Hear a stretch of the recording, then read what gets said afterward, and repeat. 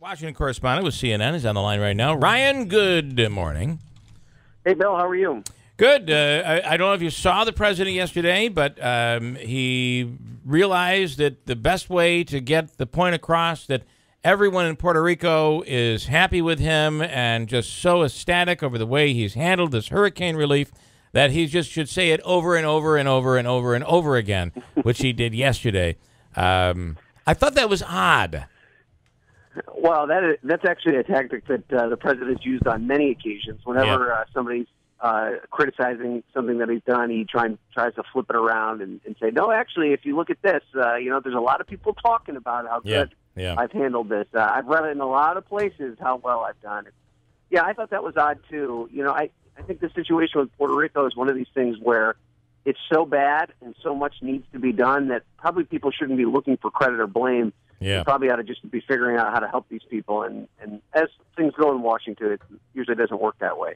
No doubt about it.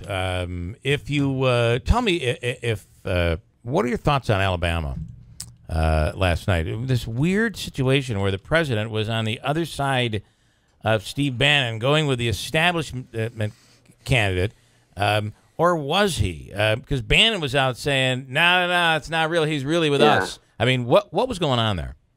It's an incredible dynamic. I think what happened last night is one of the most interesting stories in Washington. I think it's going to have long-lasting impacts on what happens here in the next 2 years. I think what you're going to see is even more kind of moderate to even establishment conservative Republicans decide that it's just not worth it to be in Congress anymore and pass on re-election bids. We saw that yesterday with Tennessee's Bob Corker. And you're right. What happened there was that Mitch McConnell basically said to President Trump, I need this guy Luther Strange, who was the original person who took Jeff Sessions' Alabama seat. We need somebody we can count on as a reliable vote if you want us to usher through the legislation that you want. And Trump essentially trusted him and said, yeah, I'm going to go with you, and I'm going to go with this guy. I'm going to put my weight behind him. But then it became pretty clear that Strange had no base of support with the Republican primary voters, and especially in a state like Alabama. And this guy, Roy Moore, is kind of an interesting character there, hardcore conservative, Alabama through and through, and they just did not read the dynamics of this race appropriately at all. And Moore just ran away with this race. I mean, he was outspent by tens of millions of dollars, but he had the pulse of the Republican primary voters. And what happened was that Trump, kind of went all in on Strange, and then a couple weeks ago somebody showed him poll numbers that showed how badly Strange was losing, and he kind of hedged his bets a little bit. He went down and held a rally there and said, listen, maybe I made a mistake. Maybe this isn't the right guy. But don't worry, I'll support more if Strange doesn't win. And so, the president's not going to blame this on himself. Right. He's going to blame it on Mitch McConnell because they really, truly made this a race between Mitch McConnell and the establishment, not necessarily Trump. But I think this has long-lasting impressions, and I think it demonstrates that rank-and-file Republicans still don't understand the fractures that they have within their party. Let me ask you, you ask Richard Hanna, Congressman Richard Hanna, he will tell you this is all because of redistricting and gerrymandering.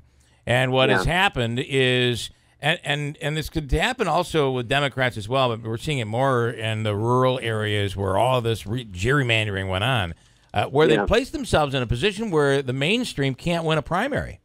No, that's 100% right, though. I mean, and Richard Hanna's not even necessarily a good example because he's a moderate to almost liberal Republican, on some certain things.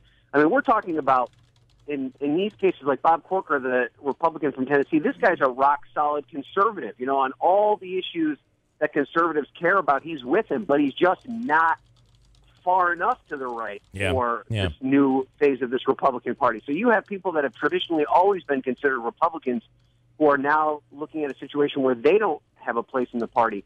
And it is because of gerrymandering. And this is why, democracy is an organism. It's a living and breathing mechanism here. And what happened were these politicians, and it's both Republicans and Democrats, thought to themselves, well, if we just cut these districts and we only put Republicans in one district and we only put Democrats in one district, I'll just continue to get reelected for the rest of my life because I'm a Republican or a Democrat. But it doesn't work that way. You just create a new battleground, a new playing field, and that playing field has moved further to one side or the other of the political spectrum, and it's changed the way people view politics. It's changed the way we participate in the political process, and more, it's those primary elections that have become the most important part of the electoral process, and that is not at all how our founding fathers envisioned the Congress when they put this thing together. Ryan, finally, I'll remind you that coming up on Thursday, October 19th, there is a roast, and I am the target of that roast. It's going to be really ugly and horrible, and Ryan will be one of the roasters who will be coming up and saying very terrible things about me. I can't wait. I'm gonna try and be the nice guy. Is that all right? All right. Well, I don't know. You have the senator sitting here right now. He's another one of the roasters. Senator Griffo will be involved. Oh, my goodness. Who's sitting right in here, ready, fresh back from Moscow, as a matter of fact. Senator, good morning. Good morning. Good morning, Ryan. I always enjoy listening to his reporting and analysis of what's taking place across the nation. Good morning, Senator. How are you? How was Moscow? It was quite interesting. So, yeah, quite an experience. Did you, Ryan, do you ever remember the senator when you worked for the senator? Do you ever remember him saying and saying that he was really interested in things that you had to say? Was it like that when you worked for him? No, it really wasn't. I think that's the first time I've ever heard him say that. Oh, come on now. All right, Ryan, we appreciate it. We will be seeing you up here on the 19th. It'll be at Francesca's Banquet Hall in Ilion. For tickets, call 315-866-6413. They're only $35 a piece. It'll be a hoot, I will tell you. Trust me. And it benefits the Herkimer County Historical Society. So, all right, Ryan, thanks, man. All right, have a good one, guys. We'll talk next care, week. Ryan Ryan Nobles from CNN.